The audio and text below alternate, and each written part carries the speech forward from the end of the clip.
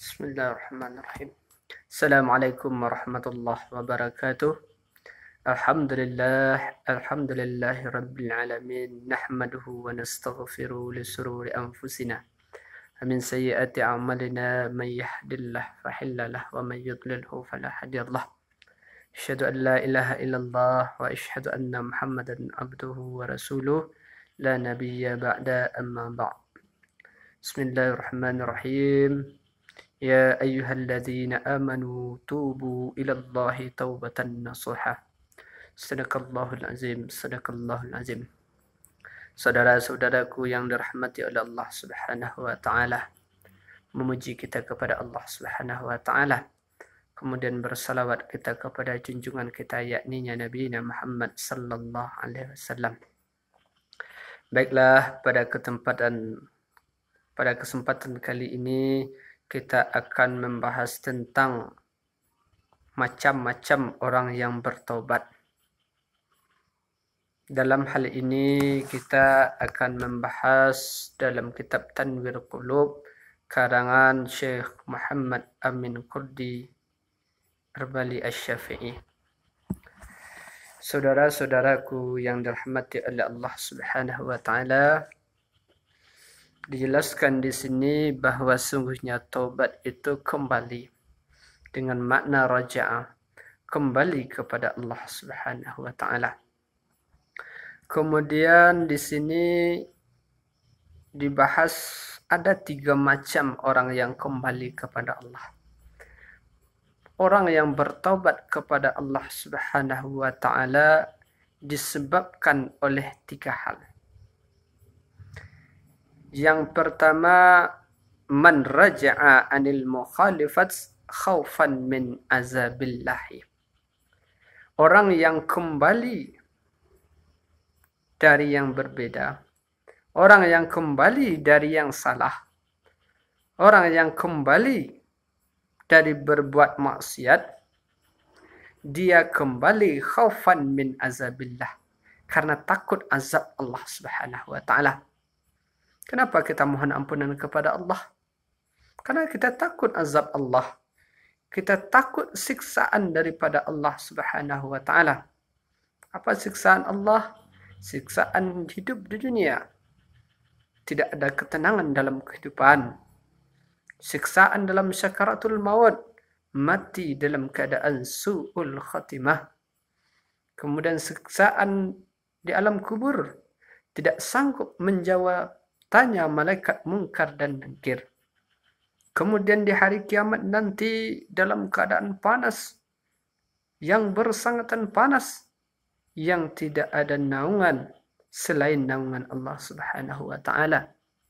Kemudian dimasukkan kita ke dalam api neraka, yang mana dalam sebuah riwayat menyatakan bahwasanya sandalnya api neraka, jikalau diinjak oleh makhluk, oleh manusia, hancurlah seluruh tubuhnya. Itu seringan-ringan azab yang ada dalam neraka. Kemudian kita kembali kepada Allah, beristighfar kepada Allah, memohon ampunan kepada Allah karena takut azab tersebut, supaya kita tidak mendapatkan azab tersebut, supaya kita tidak terkena azab tersebut. Maka di sini diistilahkan kita dengan taib. Ini taib, orang yang bertobat. Jadi orang yang bertobat yang pertama ini karena takut azab Allah Subhanahu wa taala, melepaskan diri daripada azab Allah. Kemudian bentuk yang kedua orang yang bertobat, raja'an haya'an min nazrillah. Orang yang kembali karena malu. Ini beda lagi. Dia bertobat kepada Allah, dia memohon ampunan kepada Allah, bukan lagi mengharapkan imbalan, bukan lagi takut terhadap azab, tapi dia bermohon ampun kepada Allah karena dia malu kepada Allah Subhanahu wa taala. Karena Allah selalu memandangnya. Dia merasakan bahwa dia dipandang oleh Allah. Anta'budallah ka'annaka tarahu fa illam takun tarahu fa innahu yaraka. Sembahlah olehmu akan Allah seolah-olah engkau melihat Allah.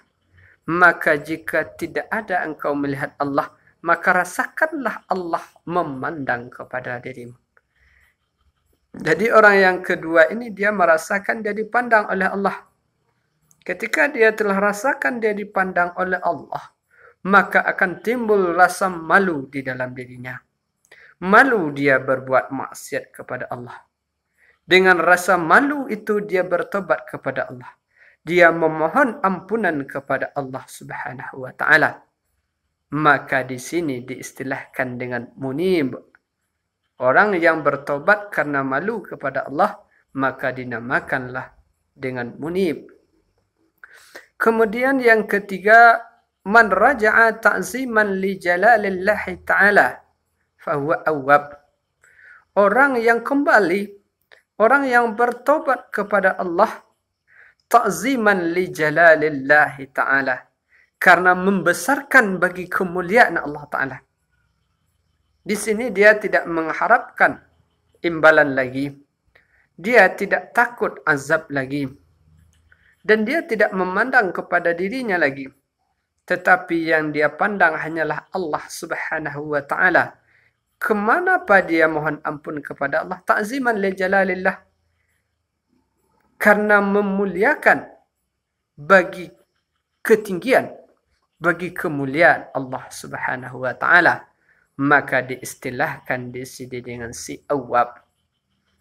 Orang yang memohon ampunan kepada Allah Subhanahu wa taala, orang yang beristighfar kepada Allah Subhanahu wa taala dengan membaca astaghfirullahalazim, astaghfirullahalazim, astaghfirullahalazim.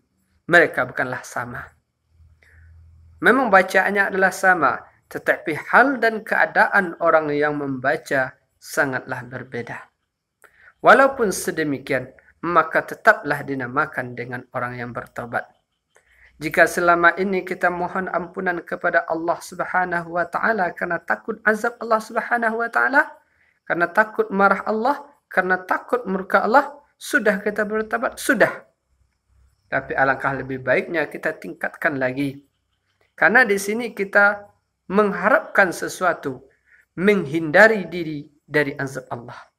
Kemudian ketika kita masuk kepada tahapan yang kedua, kita bertobat kepada Allah karena malu kepada Allah, karena kita selalu dipandang oleh Allah Subhanahu wa taala. Memang hal kita sudah lebih tinggi daripada yang pertama. Tapi ada satu kekurangannya di sini, karena kita masih memandang diri kita. Kita masih melihat perasaan malu di dalam diri kita, sedangkan malu itu ada pada diri kita. Kita tidak memandang kepada Allah, tapi memandang kepada diri kita. Kemudian ketika itu rasa malu sudah ada di dalam diri kita, maka kita tingkatkan lagi istighfar yang kita baca, ta'ziman, memang membesarkan Allah Subhanahu wa taala. Ketika sudah ta'ziman li jalalillah, membesarkan Allah Subhanahu wa taala, kita memohon ampunan kepada Allah, maka di situ kita tidak lagi memandang kepada diri kita. Kita hanyalah memandang Allah. Istighfar yang kita baca hanyalah ke ta'ziman semata-mata, membesarkan Allah Subhanahu wa taala tanpa memandang kepada diri kita, tanpa memandang tanpa mengharapkan, tanpa menghindari diri dari murka Allah Subhanahu wa taala. Semoga saja kajian yang kita baca ini bermanfaat bagi kita bersama. Hendaknya kita selalu menjadi orang yang selalu bertaubat kepada Allah Subhanahu wa taala.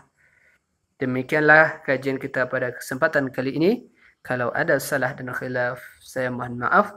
Yang baik semata-mata daripada Allah Subhanahu wa taala, yang buruknya itu semata-mata dari kesalahan saya. Billahi taufiq wal hidayah. Assalamualaikum warahmatullahi wabarakatuh.